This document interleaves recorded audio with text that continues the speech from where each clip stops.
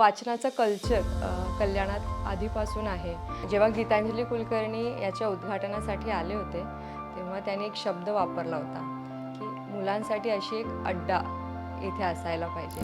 नमस्ते कल्याण, मी सजिता, एनरीड लायब्ररीची को founder. एनरीड library खास मुलांसाठी कल्याणात सुरू केलं आहे. सो एनरीडची स्थापना झाली 2021 जूनला. मुलांना एक सेफ जागा असणं खूप गरजेचं आहे आणि त्यांच्या ग्रोथसाठी ते खूप मोठा आणि महत्त्वाचा हिस्सा आहे. वाचन प्युअर मजा असते, प्युअर एंटरटेनिंग असते, प्युअर जॉय असते. म्हणजे मुलांना नाट्यरूपात वाचून आम्ही दाखवतो. पुस्तक आणि गोष्टी, पुस्तक आणि त्यातले चित्र या दृष्टीने मग मुलं बघायला लागतात. एनरीड लायब्ररीमध्ये खेळ, टॉयज आणि गेम्स तसेच पुस्तकं हे आपण घरी घेऊन जायला आपण देतो. आणि वीकली दर शनिवारी आणि दर बुधवारी आम्ही एक ॲक्टिव्हिटी सेशन पण घेतो. मुलं ज्या प्रकारे गोष्ट ऐकतात, पालक पण इतके सरप्राईज झाले होते की घरी एक मिनिट एका जागेवर बसत नाही. पण इथे जेव्हा एका नाट्यरूपात आपण जेव्हा गोष्ट वाचून दाखवतो ते मुलं त्या